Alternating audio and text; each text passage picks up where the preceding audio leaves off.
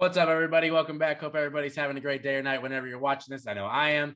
Tyreek Hill got traded, and I'm absolutely blindsided by it. I had no idea this was coming. Like, I don't know if I was just living under a rock or something, but I had no idea he was even on the market or even up for a trade. Like, I know that there was contract extension talks that had kind of stalled, but I never thought he was going to get traded. Like the Devontae Adams trade, you could have seen that coming. Like that was kind of like there was teams trying to get him before. There was like kind of a build up to it. So you like it might have been surprising, but it wasn't like just like what? Never saw that coming. This I legitimately never saw coming, and I want to break down this trade and like see what my thoughts are on this. Chiefs fans, Dolphins fans, I want to know what you guys are thinking about this trade, especially because you guys are obviously the fans of the teams that are at the heart of this. Other fans, let me know if you're in the same boat as me where you just had absolutely no idea this was coming. But so here we go. Let's talk about the trade. So Tyreek Hill got traded to the Miami Dolphins and got a 4-year, $120 million extension. That might have played a little bit of role in why the Chiefs were trading him. Maybe they were not willing to pay him that much. $30 million a year, basically. That is a steep number. But I don't know. The cap is going up. So I don't know. Maybe it just depends on what they're thinking for their future. But he got traded for, this is what the Chiefs got in return, the number 29 pick, which is a first rounder, the number 50 pick, second rounder, this year's fourth rounder, and then next year's fourth and sixth round picks from the Dolphins. So they basically got, what is that, 1, 2, 4, like 5 picks for him. And none of them are like in the top 10 or anything like that. So I would guess that they're probably going to use either the first or second rounder on a receiver. I know this class is very heavy at receiver and very talented there. So maybe they're looking to draft in that spot right there. And that's why they thought Tyreek is extendable and they didn't want to pay him that much money. I'm not entirely sure. But before I really go into the Chiefs, let's talk about the Dolphins here because they got a top 6 or 7 receiver, depending who you talk to. Like I got a legit number 1 now. Like, and Jalen Waddle was probably going to be a number 1 anyway, but they got like a legit, like, what this guy is, how amazing he is and how important he can be on a good team. Like, you got something great with him. He's the fastest receiver with the ball in football. Maybe Jamar Chase can jump into that conversation, but side to side, forward and backward, Tyreek Hill, in my opinion, is the fastest in the league with the ball in his hands. He's got the highest football speed, in my opinion. And, this gives the Dolphins like their offense in this free agency now is just completely revamped. They signed Teron Armstead, very good left tackle. They brought in Chase Edmonds. They've done a few other things for their offense. They've really revamped their offense with what seems to be a very promising young rookie head coach. Seems to be a lot of optimism about him. I think his name's Mike McDaniel. I could be wrong. All in all, it seems like there's a lot of hype going into the season if you're the Dolphins.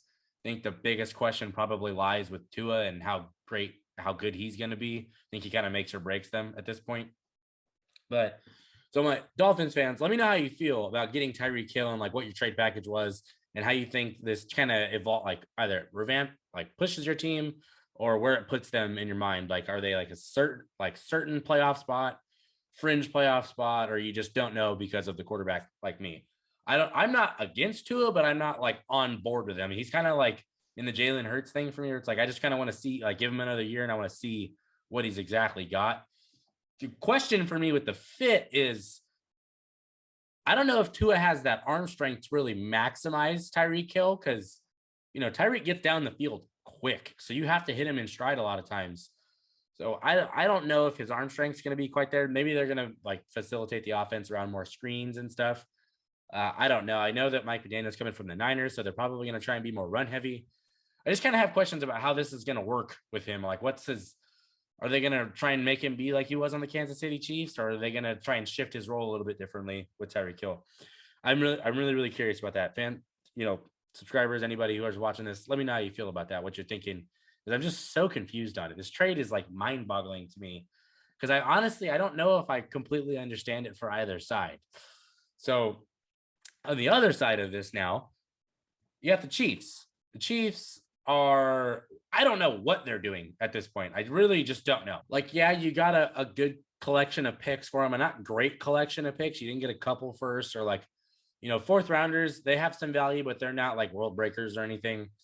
So I just don't know what the direction is of the Chiefs right now because, and I'm not trying to diss them or anything like that. I'm trying to just be constructive here. Their defense has like nothing. Like their defense is in shambles right now. I know they got Justin Reed. He's a good safety. I know Chris Jones is there. I think Frank Clark just got his contract restructured. and Nick Bolton's good, but like at corner, that's just a huge gap right now. Like just like huge. Like there's not much back there right now. And if you're going to be in a division now where you're going up against Devontae Adams, Hunter Renfrow, you're going up against Keenan Allen, Mike Williams, you're going up against Cortland Sutton and Jerry Jeudy, you need corners. And the defense hasn't been good for years now.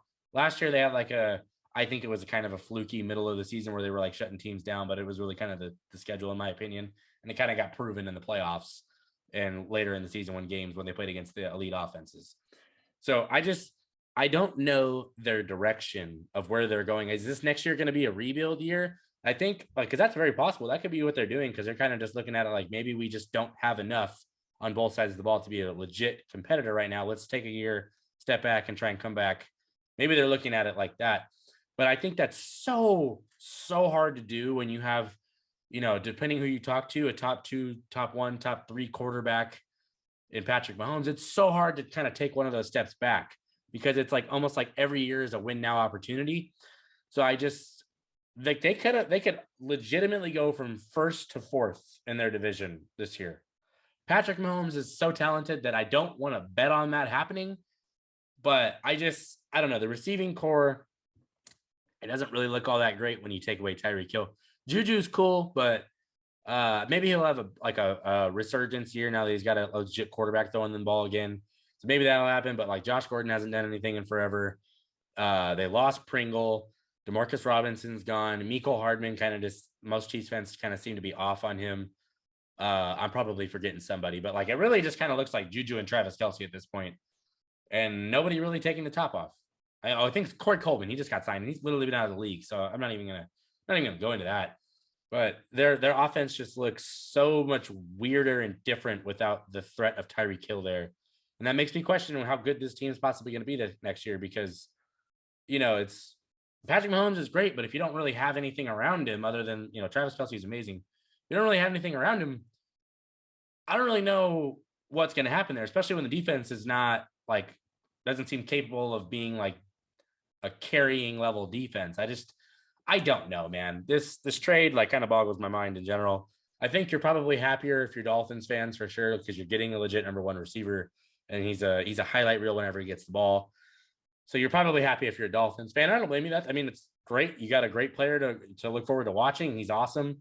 The Chiefs, if you're upset and confused like me, I want to know in the comments, and I want to know where you think your direction is because I don't know. And I feel like a lot of Chiefs fans are probably in the same boat where they just literally do not know what is happening right now because I never saw this trade coming. There's probably 5 receivers in the league where it's like, oh, if they got traded, I would have been absolutely stunned. Tyreek Hill's one of them. So I don't know. Let me in the comments how you feel about this. If you're new to the channel, please subscribe. I really appreciate it. If you enjoyed this confusing, questioning video, please like the video. I really appreciate it. And I'm done here. I have no idea what the Chiefs are doing. And kudos to the Dolphins. You got a legit play. You got a legit star. I'm done here. Peace.